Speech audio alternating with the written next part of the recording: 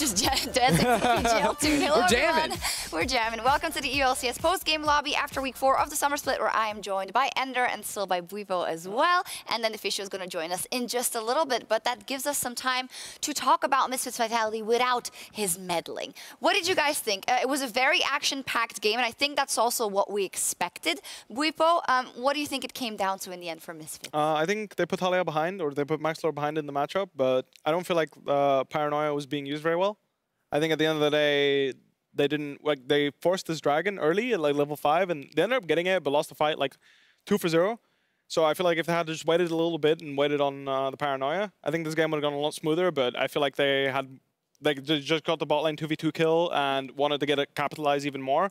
And they ended up getting punished instead of just resetting with the bonus gold, having a good wave, and just playing the game. So they wanted out. to snowball as fast as possible, but that wasn't necessarily the right choice. Yeah. Right, it ended up turning into that fight, and then we saw so many fights, like not caring about the side lanes at all. It was just run it down mid all the time. And what a lot of these fights came down to, it felt like, was immediately you'd see Hansama get bursted down, and that made the fight look really good for Vitality. But then the tanks that were able to build so much MR never could get shut down on the side of Misfits. That's what you were saying. You end up with so much AP, and when you're up versus the tanks, there's no way to kill them in the end of And Nocturne's not going to kill anybody other than Hansama, right? He's just like... He's doing his job. Yeah, like he's just going in, he's killing one guy, and then he's like, ah, guys, I'm out. Yeah, I've done my job, you know? When I was watching this, I thought this was a typical Vitality game and that they were proactive and maybe a bit too proactive. And something we've seen pop up with Vitality in the spring split, and which could be a concern, is that when they do get behind, they have a very, very hard time getting back in the game, despite starting fights all over the map. So they need to find a way to temper that, because I did think also in this one, every time they could,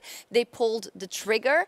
On the other hand, some teams just sit back and lose, so it's better to have an aggressive team, I guess. Yeah, I think like with this composition too, they were trying to go for a lot of fights, and it wasn't like they ever were significantly far behind until they ended up losing that Baron. I thought it was relatively close, and they could win a lot of those team fights. Just came down to like the individual execution. I mean, I feel like at some point, like they just Ornn syndrome, in the sense that they just like walk mid and they blow their horn, like they call their am, and then if it hits something, you go on it, and if it doesn't, whatever we tried, and then just never go back to side lane. So I feel like if they try and play around side lanes, try and use Paranoia on more than one lane, because at the end of the day, like it's not like you can react to teleport or Hero's Entrance very like easily. Like you have to set it up, know exactly where Nocturne is and where he wants to be ulting to be able to respond to Paranoia on the side lane. So I think that they really messed up by just blowing the horn and going mid. Yeah, in a way, it made it. You said it would be very hard for Galio to get the ult off when Nocturne is already in. But the problem was that Nocturne went in proactively to kill Kai'Sa, and by the time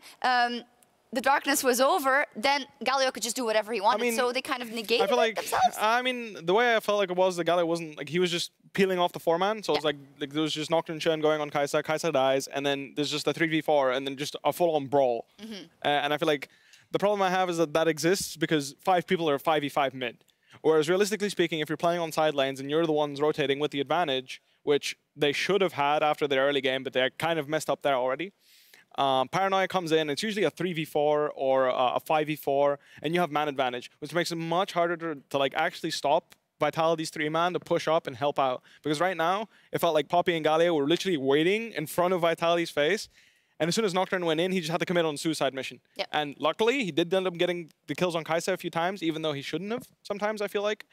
But he executed, got the kill, and then the fight's just full-on fiesta. And we got to give credit where credit is due to Misfits. Even in a crazy game, even with some wacky picks here and there, they still managed to keep their cool. And even though Hansama did die with flash up in certain times, they were able to find the upper hand in the team fights, which were very chaotic, which I think is something to credit them for. Yeah, it's these chaotic team fights, I think, happen a lot because we're not seeing like marksman versus marksman when it's all about like front-to-back team fights. It does sort of scatter things around a bit and makes it a lot more about windows where mages have their cooldowns up, and that's why you see like some plays with the Swain like getting a hook and then pulling him back and getting a kill.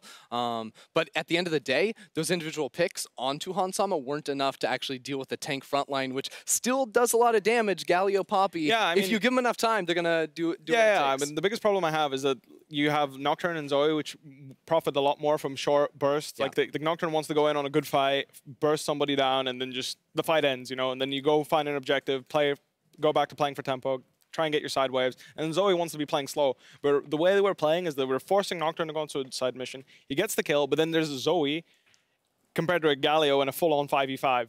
And Galio is always going to outperform Zoe in a 5v5 when people are just bashing each other's heads in, you know? Yeah, like they're just fighting like full-on 5v5. Zoe gets no time to poke. Everybody's full HP before the fight starts. And Galio just outperforms even without the hero's entrance. Great stuff. You mentioned the Poppy. Alfari was our player of the game. In this one, 54% of the votes. He's having quite the weekend. Yesterday as well over G2, Alfari had a monumental performance over Wonder. So have we been sleeping on Alfari, Buipo? I mean, I haven't been. I think this guy's really good. He always has been. Even in Spring Split, he was always really consistent. Probably one of the better top laners. Like nobody talked about him when we were talking about the best top laners in Europe, but he really always has been. And I'm happy to see that he's actually getting to show that off now. Yeah, I'm going to say we have been sleeping on him a little bit. Alfari having a humongous weekend. Let's take a look at the standings. Misfits is now still undefeated, 8-0 so far, and that dream of the undefeated run for the entire split is still alive. We'll see what happens. I mean, yeah, they're just starting to break their way apart from the rest of the pack here with G2 losing that game against Giants as well. They're looking pretty commandingly in first place. That they are. There's a chair, so the Fisher, you can join us. Am I loud now? Yeah, you're loud. Okay, that's good. Kicked away from one. Join us. What are we talking about? Misfits winning. Oh, yeah, great Misfits team. winning and us sleeping on Alfari because it's actually really good. Called it week 1, he was great. Yeah, Yeah, let's get that And to be fair, he's been on an island on Mundo in like half the games, so he's not exactly the guy you talk about. But now he's on Playmaker. That's the top laner nowadays, no? For some at least, yeah. Other people get to play Hammerding and bottling. Fisher, can you give us your quick TLDR of this game? Hourglass/Stopwatch really good against Nocturne, all in. Alfari's Poppy really good against Attila's Swain, which meant that suddenly there was no damage coming from Vitality after the initial engage. I think that was the key thing to win the team fights. Great play from Senkux and Alfari together. Yeah, great play from Misfits overall again, which leaves them, as said, at the 8-0. So let's look at what else has happened. G2 Esports went 0-2 coming back from Rift Rivals. That's not so good. And especially surprising that they went down versus Giants and that they had Aatrox. It almost seems like that's something that may never happen. How much should we read into this 0-2 week from G2? It's tough because I think against Giants, they sort of got dragged into the mud a little bit and were just going down mid lane, much like this last game we saw, and just fighting constantly, when in reality, they could have played the macro game, controlled their side waves a lot better. And I sort of want to write that one off as they go back for a week and can come back. But losing against Giants as G2 should never be acceptable. Well, we do have a tweet from Ocelot who went to Twitter after the game and said, well, all the teams that are coming back from Rift Rivals aren't doing too hot. I'll let you make your own assumptions. There we go, the Fisher. What are your assumptions? Splice completely destroyed Fnatic yesterday. Yeah. That looked pretty good. Obviously, Fnatic was the other Rift Rival team. I don't know. There is definitely something where you lose practice time. You will be a little bit jet lagged. That is, I guess, a fair excuse. I mean, I don't think he's looking for Were you actually jet lagged, though? I mean, I feel like it's a matter of underperformance. And I mean, but is it then because of... I mean, I think it obviously makes a difference. I feel like you're obviously traveling for an entire day. You're missing an entire day of practice, which other teams are getting. They're also continuously practicing. So they get to watch your games at Rift Rivals. For example, pick up on things. Exactly. I guess what the idea is like, what do you get out of it, right? And I mean, now NA obviously saw all the strategies that EU like to use in EU, and they also use over there. But on the other hand, I think there's also a valuable experience in going over there and scrimming teams that you wouldn't have scrimmed and you probably will have to play against at Worlds if you get there. So does the good outweigh the bad for you? I mean, I think it does. I think it's an overall good experience to go. But I think from a competitive standpoint, for the regular split at least, it's not worth it to go, because like this week, you're almost always going to, well, you run a higher risk of underperforming, basically. Yeah. So like, I feel like you need 1 or 2 weeks to get back into it, because not only do you scrim against other NA teams, you're also experiencing a different meta. NA teams aren't going to playing the same stuff that EU is right now. So like, for example, specific champions that like were really good in NA aren't as good as in EU, for example, or could not be. Like, it kind of depends on how the meta is, but there was obviously also Korea happening, or the LPL, LCK, and I believe it's Taiwan. Yeah. That was playing together, and the EU teams that were practicing here got to absorb all those games, whereas we were obviously playing ourselves, so we didn't get to just adapt immediately, right? Like, we can't just take what we see from that Rift Rivals and throw it into a scrim. We have to throw it on stage, and then is the question you have to ask is like, are we going to first time a strategy because LCK did it? Sometimes yes, but generally speaking, I see you what want you to practice it. I think it's fair, the point especially that you do lose that time and then you have to fly back. That isn't ideal. It would be ideal if you had a bit more time to adjust. Would say overall, you guys did all right. 1 in 1 week. I mean, how do you look back overall? I feel like we lost the game. Splice didn't win it. I feel like they had one good play on me in top lane, but that was again me inting, so whatever. Like I just played really badly, and I got punished a lot for it. And we were trying to like get me back into the game instead of just playing around our strengths, because our bot lane was doing really well in this game. So I feel like we lost that game rather than them necessarily playing better than us or whatever. Sure, individually, I had a really bad performance. I know. Let me ask you about that, because you say that a lot, right? And you don't have to come out and say that, and most teams don't. Do you feel now that you're being... You used to have to deal with SOAS, right? Be like, okay, who's playing me or SOAS? And now you're fighting with that. Plus, there's a guy on the bench who's actually the 2-time MVP of the split. Does that work in your mind as well? I mean, I have his support. Like, he actually thinks it's the right decision to play me in SOAS. So it's not like... you know, extra pressure or whatever. Like, I'd like to see him go back on stage. I do think he's the second best player in Europe. The only reason I say second best is Caps is in Europe. Oh, so you're going to see yourself with your history. That would have been great. That would have been a great comment. Missed an opportunity there, but I feel like he still is really good. He's really consistent, but it's also a matter of what you can play and what you want to play. So I feel that we feel more comfortable playing the champions that we do, playing our lineup, because right now it feels like most teams end up having to ban Yasuo Swain against us like straight off the bat, or pick one of the first two, in which there are counters to these champions. So when it comes to drafting, we feel a lot more comfortable playing with me and SOAS.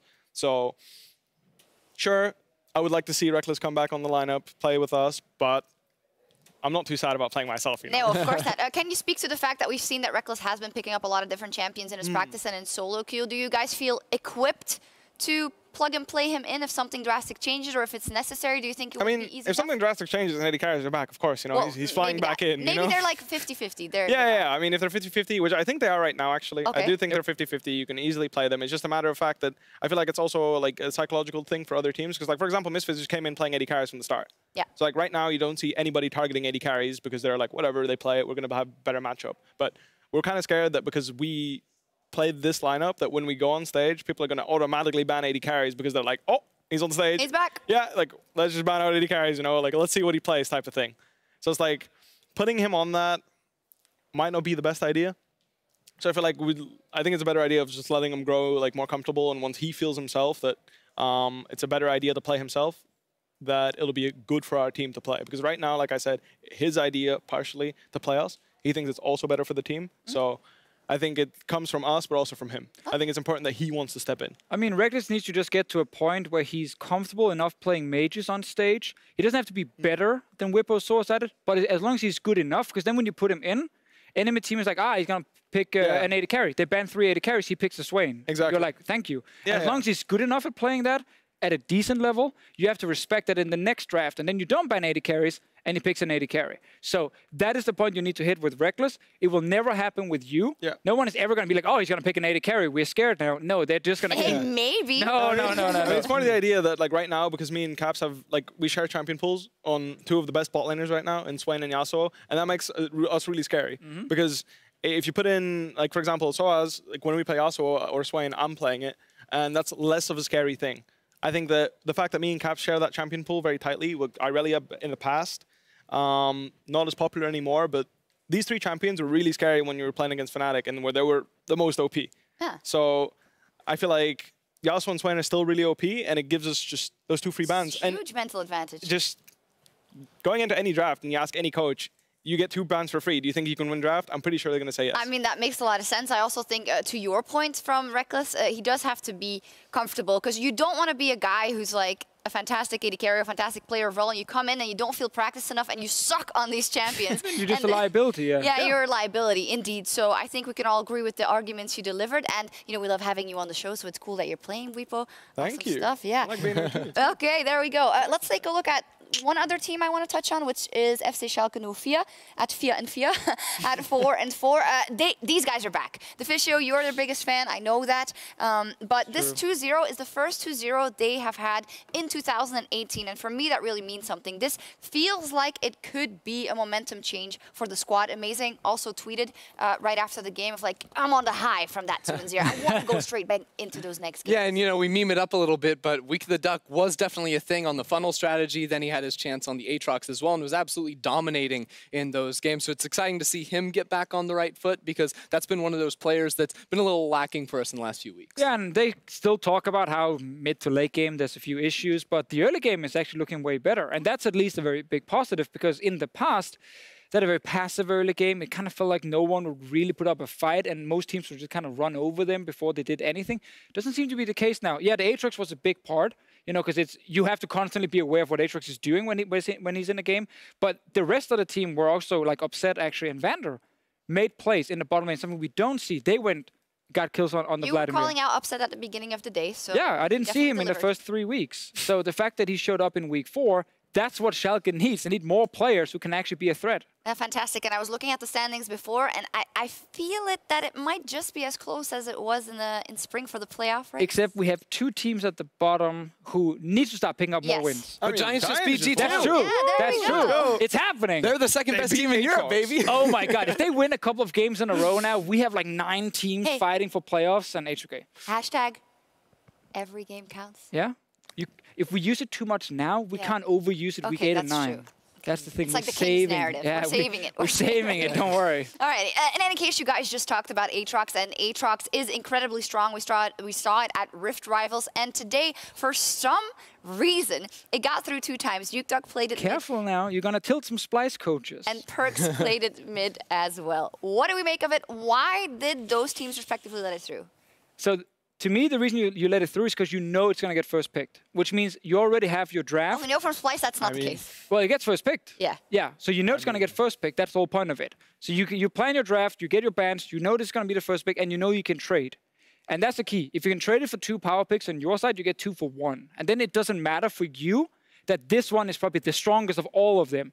And then what we have also seen is teams do not play into Aatrox, they play around him. And that's another key thing because it's not like he's just level 1 going to one-shot everyone. Like, you can go top lane.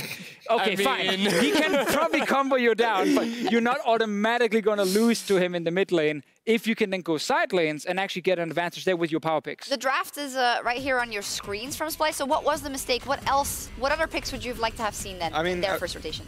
I just feel like if you leave the Aatrox open, you really need to have an answer ready, and I don't think Rumble's the answer. Now, he went mid lane in this game, I believe, but I feel like top lane is where he's like really, really oppressive because blue side Aatrox feels like you can't really punish him for his weaker, like, he doesn't have a weak early game, but he's quite gankable as a champion. Like, his dash is very short range, he doesn't have much mobility, he's all about going in and fighting people. I just want to highlight what we're showing with the replays is actually what teams did against Aatrox mid. Yeah. They didn't gank him. They just said, okay, you're just going to farm with Smite. Fine. You're not going to leave your lane at the moment. We picked Nocturne. In this case, they had, ganking junglers that could actually try and abuse the enemy side lane. And that worked. The problem for Splice was a few minutes after the first ganks they pulled off, the whole big play happens top lane where it's like 2 kills for Nukeduck, a top lane turret, the map kind of opens up and then it gets really difficult. Against Giants, that didn't happen. No, and you might argue that the Nocturne with Blue Smite, the Aatrox rider didn't even need any help, Nukeduck. He went to Raptors, he went to lane, he almost killed Niski, and you've got all the pressure in the world. And that is where I'm inclined to say that's not player ability. That is a very strong champion who literally just walks into the thing about lane. Aatrox, I feel, is that no matter what you play into this champion, he will be stronger than you at every point of the game. Yeah. He will be just straight up strong. He'll be stronger 1v1, stronger 5v5. Like, sure, his team fighting isn't, like, oppressive in the sense that you can't play around him. It's just the fact, it's oppressive in the sense that he runs at you with his passive or with his ult, and then he's just like, well, if you don't kill me, I'm going to kill you eventually. So you have 12 seconds of please don't kill me, or burst him down. But if you burst him down, you get no reward because he's coming back. So we have a playtester here, an ex-playtester in Ender. It's true. Tell him what you think about Aatrox. Oh, I think, honestly, I think his kit is really cool. I think it's a really cool champion. I love playing him myself. I actually think he's a really cool champion. The theme is great. Keep it coming. But It's all in. his early game healing is the most disgusting thing I've ever seen in my life. This champion will push the wave and heal 200 health per minion wave from level 1. Like, not 200, but you get my point. Sure, sure. So much HP off of pushing the wave. So the problem with Aatrox right now is that you have to all in and kill him, but he has a revive. So if you don't all in and kill him again, he's going to heal 1 billion health off the minion wave. So I think if you just cut down the healing on his E to be like 5% to 25%, so have some scaling going on there, he's fine.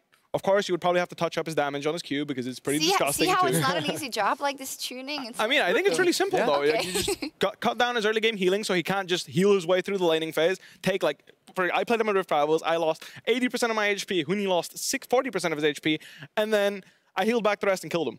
So that's pretty unbalanced. So I feel like if this healing gets cut down, at least if you take a bad trade, you feel like it took a bad trade on Aatrox. The enemy laner doesn't have to int to try and like stop you from healing. Because right now it's healing too much, and he has too much gank set up to go with it. So if you play too aggressive, oftentimes you're going to get ganked and die.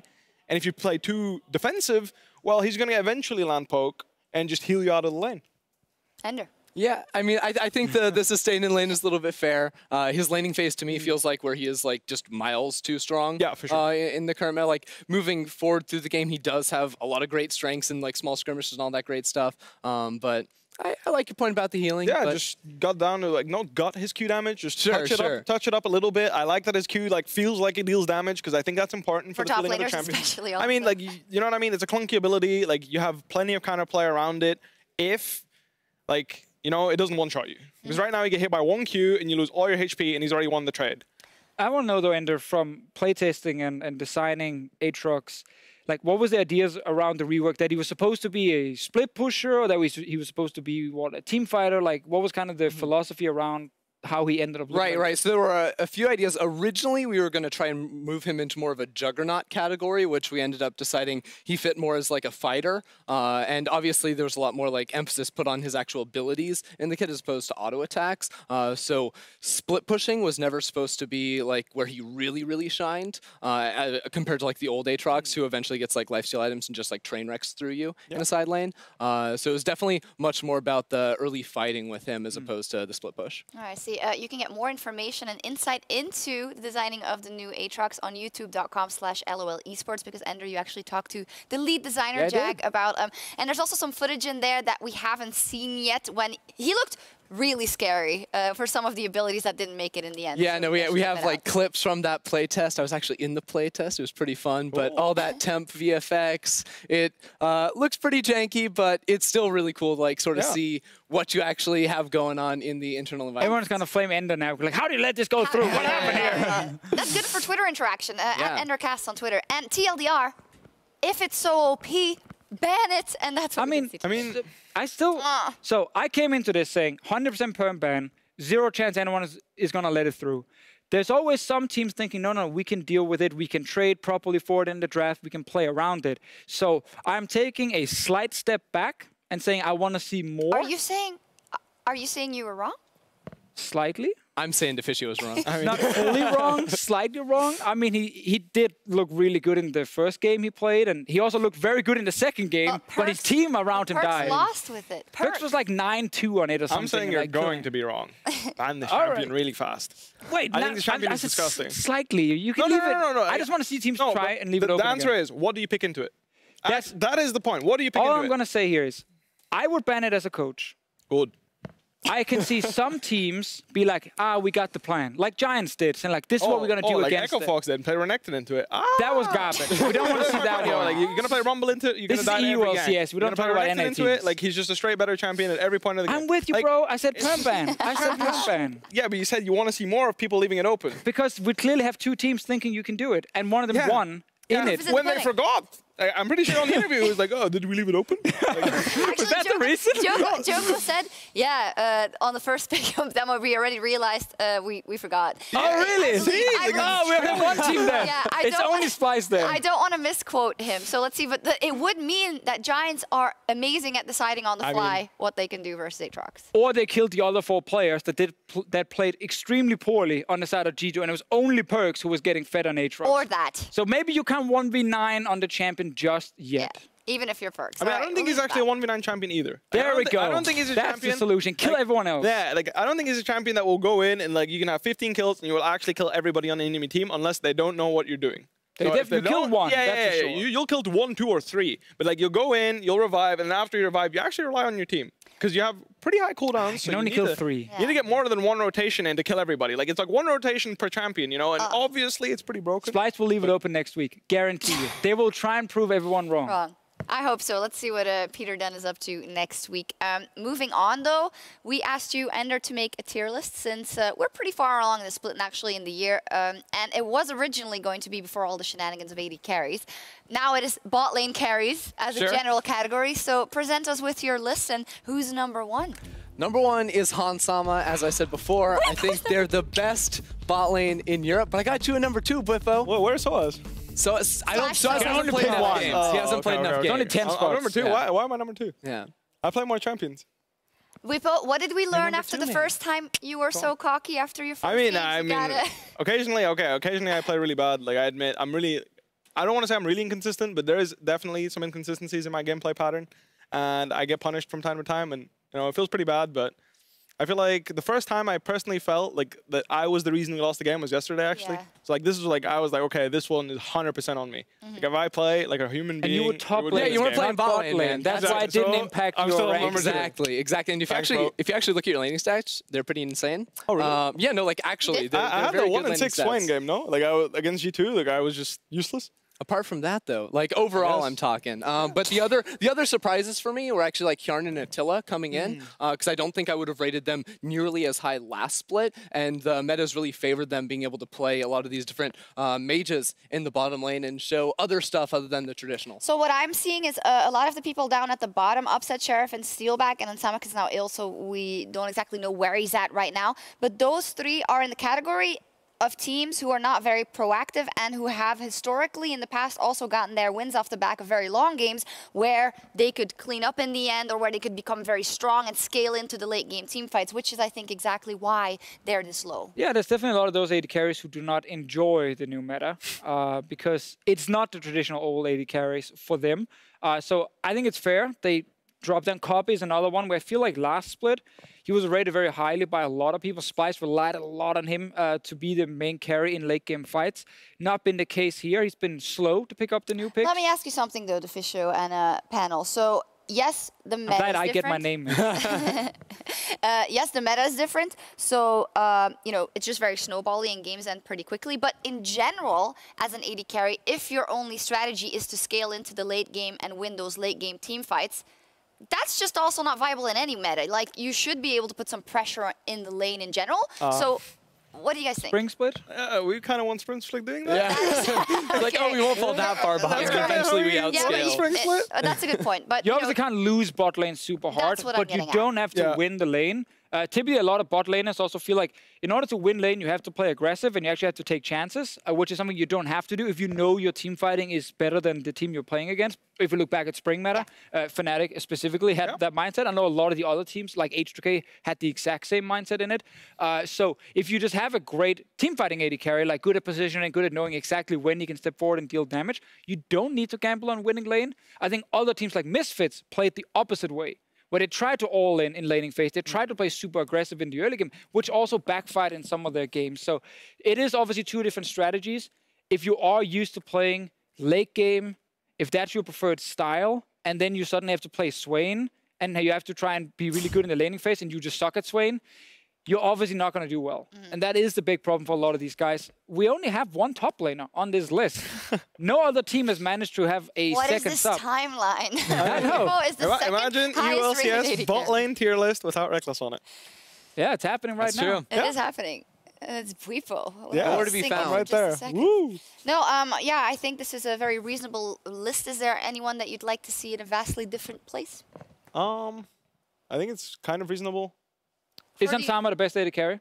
I mean, it's the best AD carry because Yeah, 80 carry, yeah. is he the best bot laner? lane. I haven't laid against him on stage yet, so, I have scrim experience against him, and he's pretty good, but I don't think he's anybody, I don't think there are people that we can't beat. I think, I keep saying it, but Hillisang is like big smurfer. Like, this guy is really good.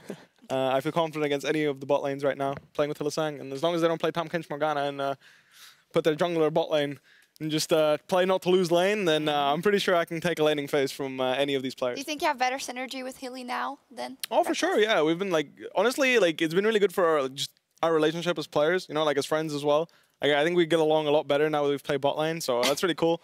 I think Die together and live together. yeah, that's actually Fnatic's bot lane. Because it used to be that Hilly sometimes would go in and then Reckless would be like, let's not. But I'm going in with him. I'm following, if he's in thing, I'm in thing. That's the secret. Yeah. There we go. It's Synergy. together, Yeah. win together, lose together. G2 games first example. We were both 1-6-0, both of us. We were both just all our deaths on our And team. you're proud of Yeah. that? I mean, I just remembered it was something like that. You know, we were both just running it together. You know, we were trying to make plays happen, and if it doesn't work, I admit that we look really weak. But when it does work, we look like the most oppressive bot lane in the league, I think. Yeah. So when you're playing top lane, do you get more roams from him now since you got that synergy going on? Hey, he TP'd top a lot.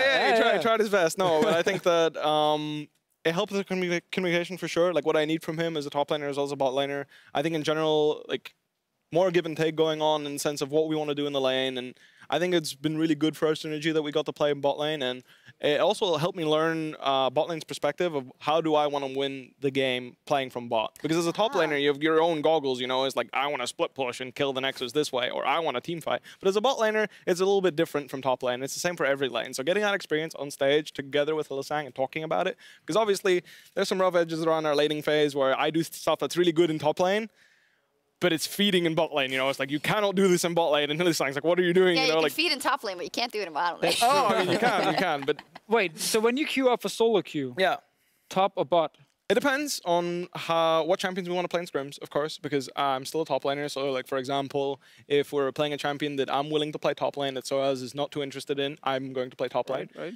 Like, for example, if we're trying to practice specific champions that I don't play, like the Heimerdinger. I'll admit, I'm not very good at Heimerdinger.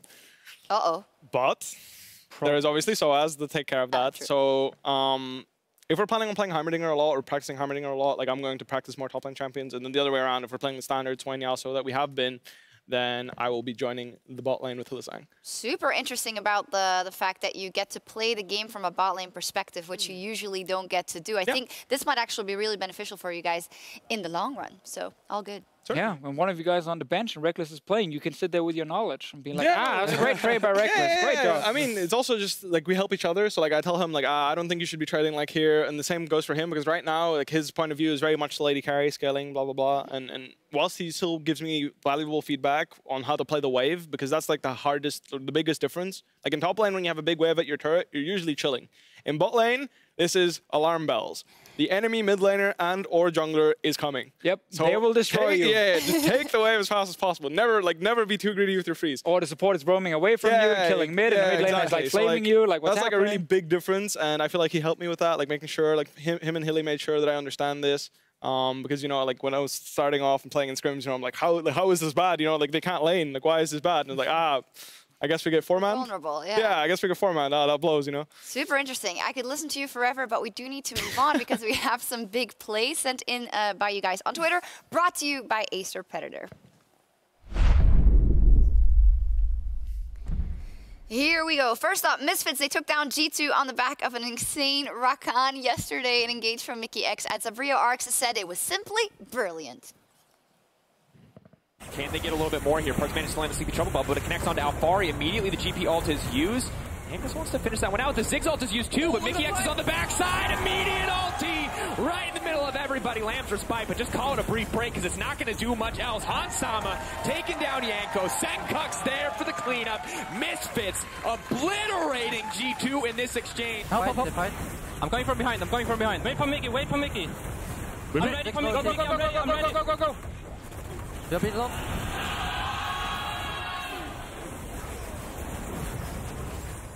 Go mid after. I'm going on top. And after, okay? And top. Top then. Let's go! Nice! Good job, guys. Misfits, sights set on 7-0, looking for the 9-0 on the first rotation of the split, and they're well on the way as they take down G2. Some sick plays from Mickey X, and just for the record, a couple of interviews ago, Mickey X said that he was working on his communication in team fights and in general, because usually he didn't think he was too good.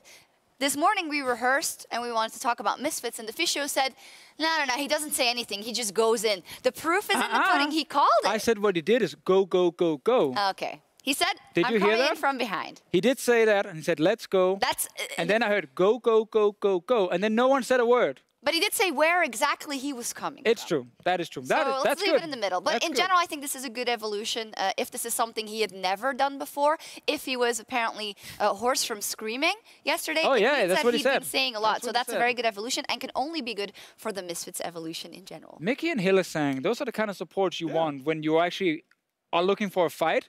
because you know they will never not go for the engage if they see the opening, and they always try to find these like unique paths. Like he actually, as the only player, ran all the way behind G2 Esports and engaged and surprised them. That's absolutely lovely. I'm pretty sure this is a Hillesang thing to do. It is also Hillesang to do. That's what I mean. These two guys will do it. He loves it. A great play. Our next one is because Deficio said it's the year of the duck. It's back. Schalke's mid laner, he lived up to the hype week this of the week, duck there. That's fine. taking over the team fights in his first professional game on Kai'Sa. But meanwhile, looks like there's going to be a play down bottom. Nuke-a-lot is already Level Nuke-a-lot. Level 6! What assault? Nuke-Duck's going to pick up the kill right now, and we have seen some questionable performances out of him. But Nuke-Duck, nothing questionable about this play. Easy peasy, pick up, steal back. Speaking of using their tools, Nuke-Duck, he does send out. Void Assault goes in on the Killer Instinct, looking for Joko. Look at that damage. He's going to be able to get it before the fight even begins. The bear and the dragon, I should say, is still up for grabs. It's going to get smited down by Nuke-Duck. And meanwhile, the fight's already on, but Vander's going to fall after this one. Let's see if Schalke can still find the fight they're looking for. Get the stun up onto the Gragas. Down he goes. Rather, Gruen is going to be the one to fall, and that means that all the damage the Giants have is pretty much gone down to 0. Guardian Angels getting popped left, right, and center. Now Nuke-Duck and the rest of Schalke finding the fight, finding the lead, finding the win that they so desperately need. Good stuff, yeah. A nice hug with upset there, the year of the duck. It's a bit of a meme of a storyline, but this traces back to, if you haven't been following the LCS for so long, Nuke-Duck was this fantastic mid laner, always rumored to be insane, but it never really consistently came out, I think, in the last couple of years. So this is why we have high hopes for the year of the duck. Yeah, I mean, he had 2 great performances this week. Of the half year of the duck. The half year of the duck, the week of the duck. There's We're gonna a start lot with of the different parts of the duck. I'm not really sure, but his Kai'Sa was definitely really good. But that's the thing here about broadcasting is it might be a meme, the whole Friday of the duck or year of the duck, but it gets people talking. Yep. And we just had a guy tweeting about it. It just made it into this part as well. It's working. We're it's like taking Baby over your Faker mind. back in the day. It gets people going. Gets people Some people going. hate it, but it's mine. It's controversial. Next up, also controversial, Zoe. We've talked a lot about the big mid laners, about caps, about perks, about Jizuki and how good they are on the champion. But tonight, however, it was Exile that carried on the aspect of Twilight, even getting praise from the NA casters. This fight, they should have the advantage, like here. Oh, looks like they'll have a little bit more than that right now, and it's that Hex Deck ultimatum. Coulter's on the Lamb's respite, but I don't think he's going to be respected for very long. Maybe he actually turns it back, and True Shot Barrage comes in. Exile, you demon! They're coming. They're forcing. They're forcing. Camille's flash. I'm moving. I'm out. Try delay time. I think can win this. Can win this. No flash. Nice. Good job. Lovely. Well placed. Bit overpowered, but well placed. I mean, some call it the aspect of Twilight. I refer to it as the aspect of balance. You know, teach their own. It's true. So which NA casters praised it? Riff praised it. He was watching and he was very impressed. I think overall it's cool for the Unicorns of Love. They unfortunately, I say, had to play with Neon, but that's why you have a sub for them, luckily. And he played really well. He actually did fine, yeah. Yeah, it's good. Rough situation though for Samex. Very rough situation. Very We wish them all the best. But Unicorns of Love, as said, Cole talked about it afterwards as well. They have a good 3-0 going there. They have Cold, they have Exile, and they have Totoro, and those 3 together are having a pretty good split, I think. So it's positive. I feel more positive about the Unicorns of Love than I did in the spring split. I think they have a real chance of going back into playoffs, which is where they belong, let's be honest. I mean, as long as they keep up the pace like they've been doing, I think that Cold and Totoro, for me, were the ones that were stepping up even more than Exile. But then we have this game on the Zoe, and I'm like, man. Yeah. I don't think anyone should give him that champion again. That looked absolutely disgusting. He was definitely experienced on that pick. I mean, Zoe's a really overpowered champion, but I also think that like you actually need skill to play her. Like it looks a lot easier than it is, I can imagine. I mean, I watch Caps play Zoe, so I'm definitely biased there, but she's definitely a really strong champion. I think the biggest problem with her is that she drowns out the mid lane champion pool. Like, there's a lot of champions that you can't play into her. Do you think she's the best mid laner on the patch? Because I personally do. I think Aatrox is Aatrox. Sure. But if you don't consider Aatrox... How to win the argument. Yeah. If you don't think Aatrox is the viable option, then yeah. Zoe's definitely the best because I genuinely feel like either you take cleanse or you die. And even if you take cleanse, you don't have pressure. So, pretty OP. Why do teams not ban it then? Why is it left open for first picks? Because there's certain counter picks you can play into it. So there's answers, at least. There are answers. That's why Aatrox is better, because there's no answer to Aatrox. At least I think so. You know, who knows? Maybe someone pulls out the... who knows? Wait for Splice. I want to see. I want to see. Let's take a look at the matchups for next Friday. You think Splice is going to let Aatrox open again to prove a point? Let's see who they are up against. Giants, the team that beat the Aatrox. They would make a huge point if they leave it open versus. I mean, so apparently, as you said, Giants might have forgotten to ban it. Yeah, so and then they play it themselves, and they lose. Would that be ultimate justice? They got blue side here, so yeah, they do have. They can just grab it. They could probably get it. It's probably going to be banned. Side. Let's be honest. Most likely, I think it is still a champion that will be banned in almost all the games we have. Let's see what next week here. Ooh, Vitality G2. That's a big one. That is definitely a big one. I think the Fnatic Unicorns of Love game. Like, I actually want to know from your opinion because Unicorns of Love are down the bottom. They were at the bottom last split as well, and yet every time we talk with teams and players, they actually have a lot of praise for them and say they are playing better than a bottom LCS team. Like, what's your opinion of Unicorns of Love? I think they're pretty good, but I think the biggest problem they have is that their side lanes are a little bit wonky sometimes. I feel like White Knight is generally consistent if he gets his champions, but when, you know, like they try and do like new stuff, be creative and pick ban is where it goes wrong. And I feel like that's kind of the trademark for Unicorn, so they end up doing that, and then that's where it goes wrong. So I feel like when Exile doesn't have a really good game, which is pretty hard against Caps, you generally speaking have an advantage there. So I feel like they are really relying on their individual players to make something happen, and then can follow up on the game and be like, play a good game from that. But the starting point is where it goes wrong. They don't have something that like gives them the push to start playing League of Legends as a team, like being an all-around good team. But when they do, and they find those individual plays, I think they're a pretty good team, yeah. All right. This is not on the slate, but the day after the match of the week is Fnatic versus Misfits. No, we're playing them again? Yes. Sorry, mate. This time I'm in the game. Maybe. Hopefully. Maybe. I don't know. I think Misfits will be favorites going into that one. I mean, they're 8-0. I'll give you that. Like, it's been a long great statement made by me. Thank you, everyone. I'll say that, but I go with the safe statements. Assuming we're playing this lineup, which we're not even sure yet. I'm pretty sure. Like, this is something we're keeping track of. You know. I mean, he has to say that. Come on. Spoilers. No, like I mean, they've said so far that they're not playing with them. I mean, you couldn't go on and say, guys, we're gonna play Reckless next week. Yeah, no, but my point is that it's a consideration for sure. Yeah. He is still a really, really good player, and you should never count him out. When he's coming back exactly, I don't know. That's why I'm saying I don't know. But I'm pretty sure that if we're playing our style, can you beat him with any lineup? I think so, yeah, sure. I just think that with our specific lineup, you saw Vitality's bot lane take them out 2v2. Yep. I'm pretty sure Hildstein can do the same, if not worse to them. So. But you suffer a bit from the same Vitality syndrome, which is. I mean, I think that actually when we do get ahead, I think we're one of the teams that's not going to end up throwing the game. It's usually the problem is when we try to get ahead, we lose and then we lose more. So like we don't know how to cut our losses is how I feel about Fnatic's current lineup. Weaknesses, yeah. Which is something that Reckless used to be good at, you know, who was just like, guys, just calm down. Give me 3 items, 4 items. Yeah, we got the late games. Yeah, we're going to get there, you know, just don't worry about it. But not having that break hurts us more than it helps us when we're behind. When we're ahead, it's probably the most oppressing thing to play against in the league right now. I think no team likes playing against us when we're ahead because we will fight you anywhere. But I think that was kind of the story we also had coming into today with the game you just played now. Because the Splice game was so hectic and it almost felt like it went too fast. Yeah. Like 5 TP, someone just TP'd bot lane, then you guys stay top lane, you know, like that kind of stuff. It was all over the place. Today's game was a lot slower. Whenever the enemy team chased the kills, they lost the turret. And that kept happening over and over and over. And eventually we just knew, okay, now they're like 10k gold up. They're going to get a Baron. And then this game should be done. So Rocket never really got a chance to actually play the game properly on their side. I guess they had one last team fight at the end where they missed everything. And then they were already behind. Does Rocket, is that going to be a playoff team in your mind? I think Memento has to pull off too much crazy stuff to actually, like, I think they rely too much on him pulling off crazy stuff. And if they can grow to not rely on that individual performance to shine, then maybe. Because I do think that they actually have a pretty good bot lane. I think their Korean solo laners are also pretty like skilled individually. But right now, they're not mixing together, and they need Memento to like show up and basically lead the team. And when he's not ahead, it feels really clunky. Because like, for example, even in our game today, I noticed that there was probably communication to contest the topside scuttle against us, coming from the jungle. And then they died.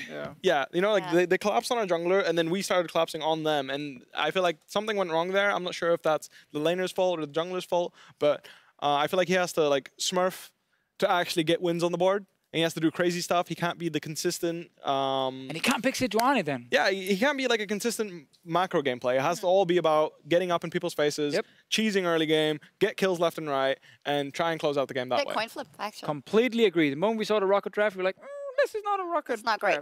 Draft. Well, we'll be looking at how they evolve and if they get into playoffs again. Lightning round. Who wins the split? Who wins the split? Misfits. Fnatic. Yeah. Come on, you can do it. G2 Esports. Ooh, I like it. What about Vitality? No.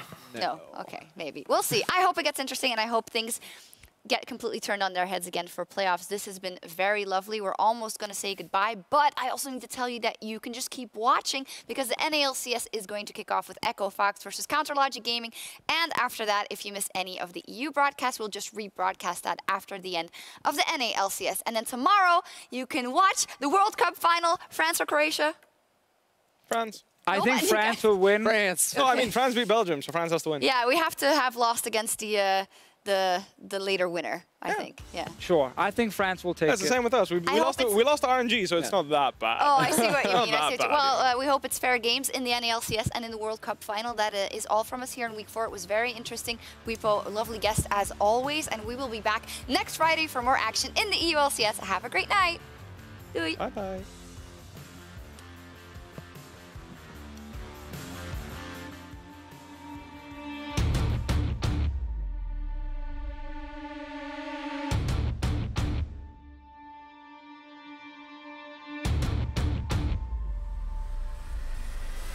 It. The Hextech ultimatum. Coulter's on the ramp. Lamb's respite, but I don't think it's going to be respected for very long. Maybe he actually turns it back in.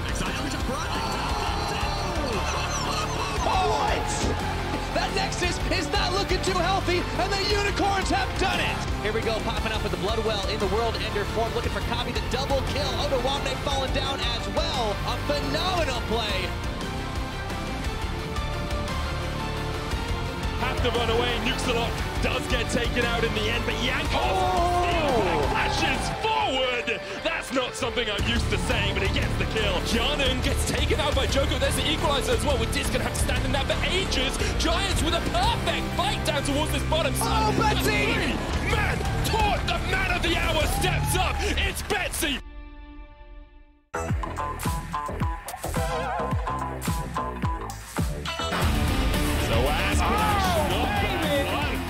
Goes to sleep, goes to bed. He be the savior the Rocket need today. No, he cannot. And this is a clean ace for Fnatic, and it's gonna be the game. 27 minutes and an even sounding victory for Fnatic as they go 5-3 in the EU LCS. Well, then we're gonna jump onto Summoner's Rift for the final game of the day. See what's on the bigger. Oh, Mickey Shizuke. The tide of the Misfits crew looking to go undefeated. 8-0 is calling, and Misfits are answering.